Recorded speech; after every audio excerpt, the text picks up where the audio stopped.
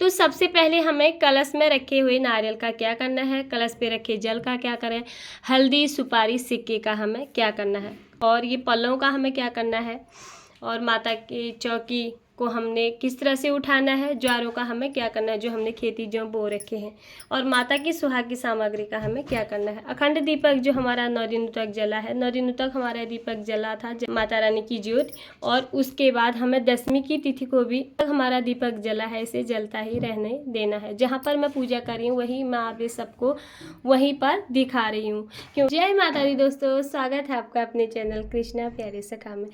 आज की वीडियो में आप लोग के साथ शेयर करूंगी नवरात्रि में चौकी विसर्जन हम कैसे करेंगे, कलश में रखे नारियल का क्या करेंगे, सुपारी सिक्का और हल्दी की गांठ इन सब का हमें क्या करना है, और ज्वारों का हमें क्या करना है। नवरात्रि की चौकी विसर्जन हम किस प्रकार से करें, कब उठाएं, कैसे उठाएं, यही आप लोग के साथ आज वीडियो में शेयर करूंगी। कन्या पूजन हम अष्टमी को करें या फिर हम नवमी को, कई जगह पर कन्या पूजन अष्टमी को किया जाता है और कई जगह को नवमी पर किया जाता है। तो नवरात्रि की चौकी का विसर्जन हमें 10वीं तिथि को ही करना होता है। 9 दिनों के माता रानी को जो भी हमने पुष्प समर्पित कर रखे थे और जो हवन की राख वगैरह होती है सब एक जगह इकट्ठा कर रखा है, और इसी तरह से इसका भूमि विसर्जन या फिर जल विसर्जन या फिर हम किसी गमले में या क्यारी में इनको डाल लेते हैं। हवन जो हमने माता रानी का हवन किया है उसकी राख को हम थोड़ा थोड़ा रख सकते हैं, जो अपने बच्चों के माथे पर हम इस तरह से लगा लेंगे, और जिन हवन की राख को इस तरह से बच्चों के माथे पर भी आप लगा सकते हैं। थोड़ी सी राख इसमें आप रख सकते हैं हवन जो आपने हवन कर रखा है। उसके बाद जो हमारी अखंड ज्योत प्रज्वलित हो रखी है उसको अब हमने उसमें घी और तेल कुछ भी नहीं डालना है। बाती को हमें अपने आप शांत नहीं करना है, जब तक हमें बातें हमारी जल रही है और हमें जलते ही रहने देना है। इस बाती को अपने आप बातें हमारी शांत हो जाए उसके बाद जो भी ये दीपक वगैरह है इसको हमने धो के पूजा में यूज कर लेना है। उसके बाद भगवान श्री गणेश जी का हमने जो मूर्ति विग्रह की स्थापना कर रखी है उन्हें हम स्नान करा के, मूर्ति विग्रह है तो पीतल की किसी धातु की, तो आप अपने मंदिर पूजा स्थान की है तो आप मंदिर पे विराजमान करेंगे। और जो आपने भगवान श्री गणेश जी को जनेऊ समर्पित कर रखा है, वो जो भी लोग जनेऊ पहनते हैं उन्हें आप ये जनेऊ दे सकते हैं भगवान जी का प्रसाद समझकर। और जो आपने भगवान जी को कलावा रूपी वस्त्र समर्पित कर रखा है उसको आप अपने बच्चों के हाथों या घर में किसी के हाथ में भी बांध सकते हैं, और इसे भगवान ये कलावा रूपी वस्त्र को तो इसे फेंका नहीं जाता है। जितना भी पूजा में चढ़ाई गई हमारी सामग्री होती है उसे आप ज़्यादा से ज़्यादा यूज करें इधर उधर फेंकने के बजाय। तो जो हमने खेती और ज्वारे बो रखे हैं तो इनका हमें क्या करना है, इसमें सबसे पहले हम ये तोड़ करके माता रानी को समर्पित करेंगे, फिर हमने घर के मंदिर पे जितने भी भगवान जी हैं उन्हें समर्पित करते हैं। ज्वारों का कई जगह पर इनका विसर्जन भी किया जाता है और कई जगह इनको गौ माता को भी खिलाया जाता है। तो हम बच्चों के कान में भी रखते हैं इसे, और जो महिलाएं लोग होती हैं घर में वो उनके सिर पे ज्वारे रखे जाते हैं, मतलब इनको ज्वारों को पूजना होता है।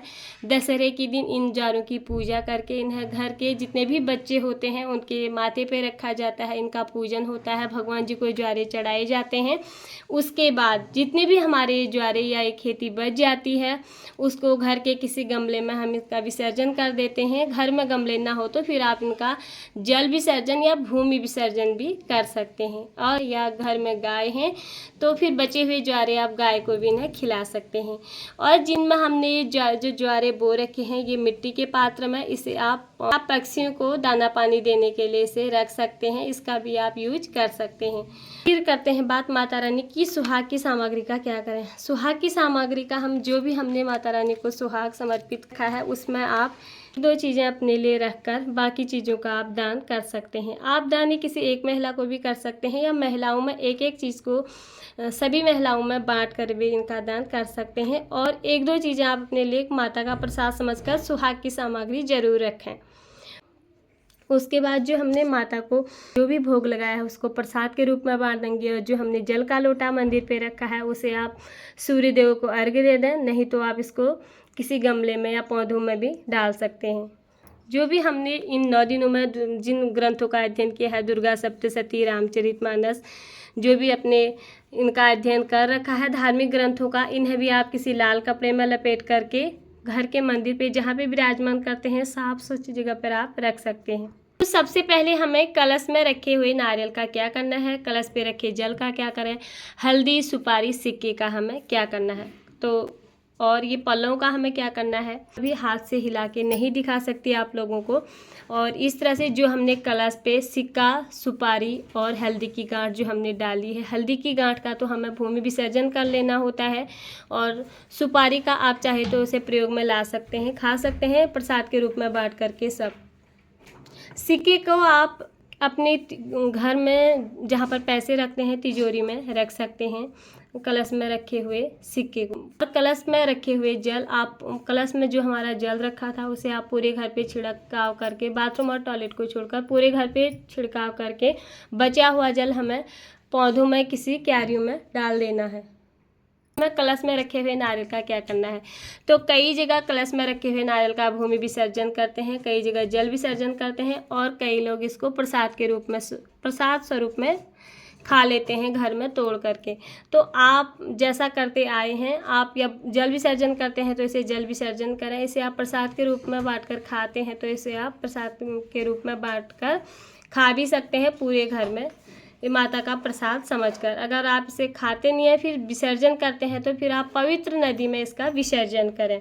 और जो हमने पल्लव लगा रखे हैं उसका आप जो भी माता रानी की चौकी का सामान में जो विसर्जन करने के लिए सामग्री रखी है उसी में डाल करके इसका विसर्जन कर सकते हैं।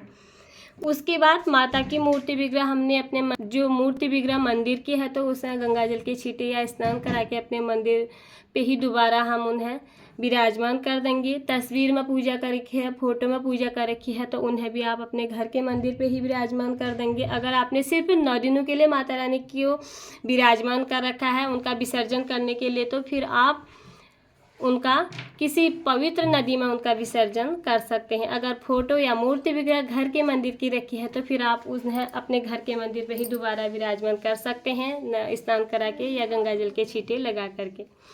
कलश में रखे सिक्का सुपारी हल्दी की गांठ, सिक्के को तो हम उसमें से निकाल करके अपने घर की जो तिजोरी हमारी होती है या जहाँ भी हम पैसे रखते हैं उसमें रख देंगे सिक्के को। और सुपारी का तो आप चाहे तो उसे माता का प्रसाद समझकर तोड़ के खा भी सकते हैं, और हल्दी की गांठ का हमें भूमि विसर्जन या फिर जल विसर्जन कर देना होता है।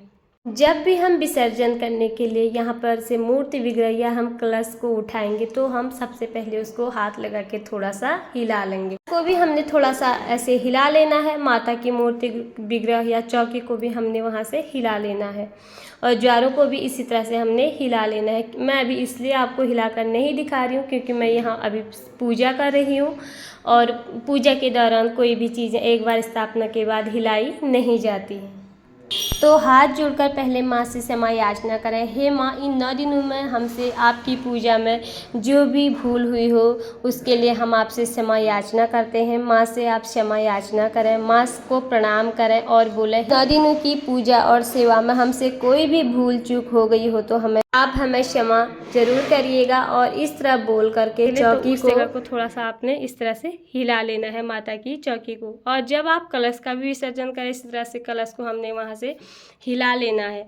जो चावल हमने कलश के नीचे चावलों से जिसका हमने अष्टदल कमल बना रखा है, और या अखंड दीपक के नीचे जो भी चावल हमने रखे हैं पूजा में, उन चावलों को आप चाहे तो पक्षियों को भी दे सकते हैं, चाहे तो इसे दान में भी दे सकते हैं। अगर आपने पूजा में चावल रखे हैं तो उसे आप किसी पंडित को या किसी ज़रूरतमंद को उसे दान भी कर सकते हैं।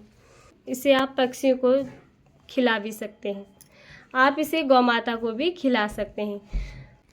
इस तरह से जो हमने माता रानी की चौकी में जो लाल कपड़ा या लाल रंग का वस्त्र बिछा रखा है, इसे हमने अच्छे से साफ करके धो करके अपनी पूजा में हम फिर इसको बाद में यूज कर सकते हैं। तो उम्मीद करती हूँ आप लोगों को ये वीडियो समझ में आ गया होगा और आप लोगों को वीडियो अच्छी लगी होगी। अगर आपको ये वीडियो थोड़ी बहुत भी पसंद आई या आप लोगों के लिए ये वीडियो यूजफुल हो तो प्लीज़ वीडियो को लाइक, चैनल को सब्सक्राइब ज़रूर करिएगा। फिर मिलती हूँ आप लोगों से किसी और वीडियो में। तब तक के लिए आप सभी को हरे कृष्णा, राधे राधे, जय माता दी।